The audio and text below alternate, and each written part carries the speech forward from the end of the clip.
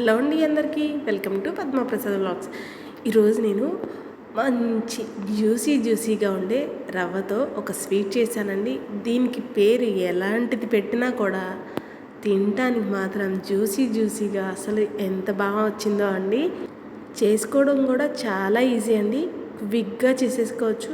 ఎక్కువ ఇంగ్రీడియంట్స్ హడావిడి లేకుండా క్విక్గా టేస్టీగా ఈ స్వీట్ చూపిస్తాను, వచ్చేయండి. మరి ముందుగా వెడల్పాటి కొంచెం మందంగా ఉండే ప్యాన్ తీసుకొని దాంట్లో నేను 200 గ్రాముల దాకా బొంబాయి రవ్వ వేస్తున్నానండి.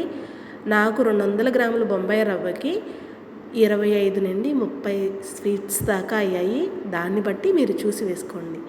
ఇప్పుడు 1 టీ స్పూన్ దాకా నెయ్యి వేసి నేతిలో బొంబాయి రవ్వ చక్కగా వేగి మంచి సువాసన రావాలండి. కొంచెం టైం పట్టినా అక్కడే నుంచొని కాలు కదపకుండా రవ్వ వేయించండి. కాలు కదిపామా రవ్వ రంగు మారిపోతుంది, రుచి అన్నీ మారిపోతాయి. చూడండి, రవ్వ చక్కగా వేగింది. నాకు 10 నిమిషాలు పట్టింది రవ్వ వేయించడానికి. దీంట్లోనే ఏ కప్పుతో అయితే రవ్వ వేసామో అదే కప్పుతో కప్పుడు పాలు పోసుకుంటున్నానండి. కాచిన పాలు, పచ్చి పాలు అంటూ ఏమీ లేవు. మీ దగ్గర ఏ పాలు అవైలబుల్గా ఉంటే ఆ పాలు పోసుకోండి. నా దగ్గర కాచినవే ఉన్నాయి. కాచి ఫ్రిడ్జ్లో ఉన్న పాలు పోసుకున్నాను, అవే వేసేసానండి. పాలను వేసి రవ్వని ఎక్కడ ఉండలు కట్టకుండా అక్కడే నుంచొని కదుపుతూ ఉండండి, సరేనా? చూడండి, 5 నిమిషాల లోపలే ఇలా గట్టిగా అయిపోతుంది. ఒకసారి మొత్తాన్ని కలిపి దీంట్లోనే ఇప్పుడు ఒక చిటికెడు ఉప్పు వేసుకుందామండి. ఉప్పు వేస్తే మనం వేసిన బొంబాయి రవ్వలో పాలు కూడా వేసాం కదా, చప్పదనం లేకుండా ఉంటుంది. చిటికెడంటే చిటికెడే వేసాను సుమా, ఎక్కువ వద్దు. చక్కగా కొంచెం గట్టిపడింది కదా, ఇంకొకసారి మనం ఉప్పు వేసాం కాబట్టి మొత్తాన్ని కలిపేసేసి ఈ మిశ్రమాన్ని గోరువెచ్చగా అయ్యేదాకా, మరీ గోరువెచ్చగా కాదు కానీ మన చేతికి పట్టినంత వేడి వరకు ఉంచుకుందాం. చల్లారిపోతే మనం చేసుకునే రౌండ్గా చేస్తాం కదా స్వీట్స్ని, పగుళ్ళు వచ్చే అవకాశం ఉంటుంది, లేదా కడాయిలో వేయించేటప్పుడు విడిపోయే అవకాశం ఉంటుంది. దాన్ని కాస్త చల్లార పెట్టుకొని ఈ లోపల పంచదార పాకం రెడీ చేసుకుందాం. చూడండి, ఒకే మెజర్మెంట్తో వాడుతున్నాను. ఏ కప్పుతో అయితే రవ్వ వేసామో అదే కప్పుతో కప్పుడు పంచదార వేశాను, అదే కప్పుతో కప్పుడు నీళ్లు పోసానండి. ఏదైనా ఒక మెజర్మెంట్ పెట్టుకోండి, ఈ స్వీట్నెస్ పర్ఫెక్ట్గా సరిపోతుంది. ఎక్కువ కావాలి అనుకునే వాళ్ళు ఇంకొంచెం ఎక్కువ వేసుకోండి, 2-3 స్పూన్లు దాకా. తక్కువ అన్నవాళ్ళు కాస్త తగ్గించి వేసుకోండి. కానీ మెజర్మెంట్ అనేది అదే అండి, కొలత అనేది ఖచ్చితంగా కావాలి. అలా అయితేనే మనం ఏది చేసినా పర్ఫెక్ట్గా వస్తుంది. చూడండి, పంచదార నీళ్లు పోసాక కాస్త మరగనిచ్చాక ఒక 1/2 టీ స్పూన్ దాకా యాలకుల పొడి వేసాను. యాలకుల పొడి కంప్లీట్ ఆప్షనల్ అండి, మీకు నచ్చితే వేయండి, లేకపోతే లేదు. అలాగే ఫుడ్ కలర్ కూడా కొంచెం వేస్తున్నాను. ఇది కంప్లీట్గా ఇది కూడా ఆప్షనలే. మీ దగ్గర కుంకుమ పువ్వు ఉంటే వేసుకోండి, హెల్దీ అండ్ కలర్ కూడా వస్తుంది. నా దగ్గర లేదు, కాకపోతే ఈ స్వీట్కి కొంచెం కలర్ఫుల్గా ఉంటే ఎమ్మీగా ఉంటుందని వేశాను. పాకం ఏమీ రావసరం లేదండి. మనం గులాబ్ జామ్కి తయారు చేసుకుంటాం కదా పంచదార సిరప్, అలా ఉంటే సరిపోతుంది. దాన్ని ఇప్పుడు చల్లారి పెట్టేసుకొని ఇప్పుడు మనం చేసుకున్న మిశ్రమాన్ని దగ్గరగా మెత్తగా చపాతీ పిండిలాగా కలుపుకోవాలి. నేను ఇది చేసేటప్పుడు నా చేయి పట్టినంత వేడి చూసుకున్నానండి. చేయి వేడి పట్టదు అనుకునే వాళ్ళు కాసిన్ని పక్కన చన్నీళ్ళు పెట్టుకొని చేతిని తడుపుకుంటూ ఇలా చుట్టడానికి ట్రై చేయండి. ఇక్కడ నేను మీకు చిన్న చిట్కా చెప్తానండి. మీకు పిండి ముద్ద ఇలా చుట్టడానికి రాకపోతే కనుక 2 స్పూన్లు దాకా పాలు వేయండి. నేను వేసిన కొలతలు పర్ఫెక్ట్గా సరిపోయినాయి కాబట్టి చక్కగా వచ్చింది. చాలని వాళ్ళకి చెప్తున్నాను, సరేనా? ముద్ద మొత్తం మెత్తగా అయిపోయింది కదా, సాఫ్ట్గా. కాస్త నెయ్యి రాసుకొని మీరు ఎంత సైజ్ స్వీట్ చేయాలనుకుంటున్నారో దాన్ని బట్టి చేయండి. నా చేయి కొంచెం పెద్దగానే వెళ్ళింది. ఈ మాదిరి కింద ఉండలు చుట్టుకుంటూ రెండో చేతి సహాయంతో చక్కగా బాల్ని అదిమి పెట్టి చేయండి. ఇంతే అండి, అయిపోయినాయి. చూడండి, మన రవ్వ స్వీట్స్ క్విక్గా ఎలా చేసేసుకున్నామో కదా.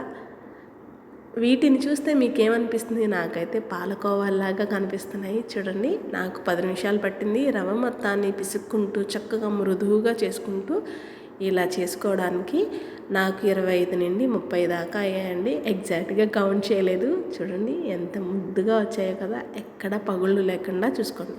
నూనె బాగా వేడెక్కాక వేయించడానికి సరిపడా వేసుకోండి నూనె. అలాగే కడాయి కొంచెం లోతుగా ఉండేటట్టు చూసుకోండి. బాగా కాగాక సిమ్లో పెట్టి ఒక్కసారే వేసేకండి, నిదానంగా ఒక్కొక్కటి వేసుకుంటూ చేతి మీదకి సెగొచ్చేస్తుందండి. చూసుకోండి. నిదానంగా ఒక్కొక్కటి వేసుకుంటూ వెయ్యంగానే గరిటె పెట్టి కదపకండి. ఆయిల్లో వేయంగానే రవ్వ విడిపోయే అవకాశం ఉంటుందండి. కాసేపు అలా వదిలేసేస్తే కాస్త పైన వేగి కొంచెం గట్టిపడుతుంది కదా, అప్పుడు చక్కగా కలుపుకోవచ్చు. కాసేపు అలా వదిలేయండి. ఇంకొకటి, ఓకే, కడాయి నిండా ఇరుగ్గా వేయకుండా కాస్త కడాయి లూజ్గా ఉండేటట్టు వేసుకుంటే మనం ఇలా కలుపుకునేటప్పుడు వీలుగా ఉంటుందండి.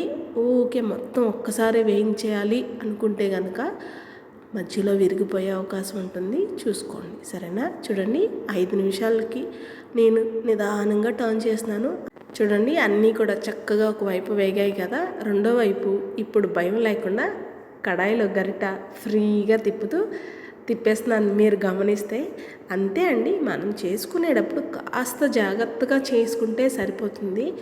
ఎప్పుడో తప్పక ఏదో ఒక్కసారి ఫెయిల్ అవుతుంది, కానీ అన్నిసార్లు పర్ఫెక్ట్గానే వస్తుంది. ఫెయిల్ అయినా కూడా ఫీల్ అవ్వకూడదండి, మనకు ఒక అనుభవం అవుతుంది, అంతే కదా. చూడండి, చక్కగా బూరెల్లాగా ఎంత బాగా పొంగాయో కదా. మీరు గమనిస్తే పొంగాయి కూడాను. చూడండి ఎంత బాగా వచ్చాయో, అన్నీ ఈవెన్గా ఫ్రై అయ్యి. నాలాంటి సాహసాలు చేయకండి. గబుక్కుని చేయి పెట్టి చేస్తాను, కానీ చేయి కాలింది. చక్కగా దోరగా గోల్డెన్ కలర్లో పర్ఫెక్ట్గా వేగాయి కదా, అన్నీ ఈవెన్గా. వీటిని నేను ఇందాకలా రవ్వ కలిపిన మిశ్రమంలో గిన్నెలోనే వేసేస్తున్నానండి. అన్ని గిన్నెలు ఎందుకని ఇందులోనే ఇలా నిదానంగా నాకు 3 వాయిలు పట్టింది చేసుకున్నవన్నీ వేయించడానికి. చూడండి, చక్కగా అన్నీ ఈవెన్గా ఒకే రంగులో వేయించుకున్నాం కదా. నేను ఒకటి మీకు చూపిస్తాను కూడా. చూడండి ఎంత బాగా పొంగాయో, కాస్త బూరెల్లాగా పొంగాయి కూడా అండి. చక్కగా అన్నీ చేసేసుకున్నాం కదా.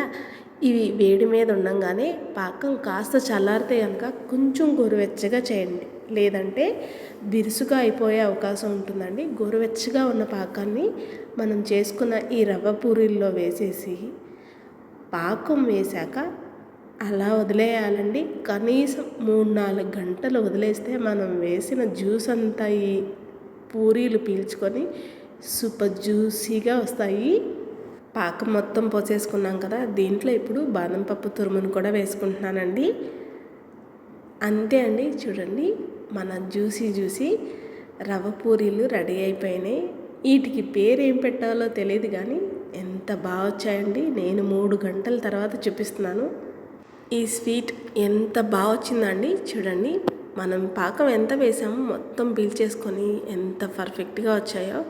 లైట్గా ఉన్న జ్యూస్ని ఇలా ప్లేట్లో కొన్ని సర్వ్ చేసుకొని ఆ పైన జ్యూస్ వేసుకొని నిజంగా అండి నోట్లో వేస్తే ఇట్టే కరిగిపోయినాయి, అంత బాగా వచ్చాయి. ఇన్స్టెంట్గా తినడానికి కాదు, కానీ చేసుకొని ఫ్రిడ్జ్లో స్టోర్ చేసుకొని చల్లగా తింటే సూపర్గా ఉన్నాయండి. నచ్చిందండి మీకు ఈ వీడియో? అయితే లైక్ చేయండి, మన ఛానల్ని సబ్స్క్రైబ్ చేసుకోండి. నేను మరిన్ని కొత్త వీడియోస్తో మేము ముందుకు వస్తూ ఉంటానండి. అన్నట్టు మర్చిపోయిన మీరు ట్రై చేస్తారు కదా, ఈ స్వీట్ని ట్రై చేస్తే ఎలా వచ్చిందో కామెంట్ చేయడం మర్చిపోకండి. ఉంటాను మరి.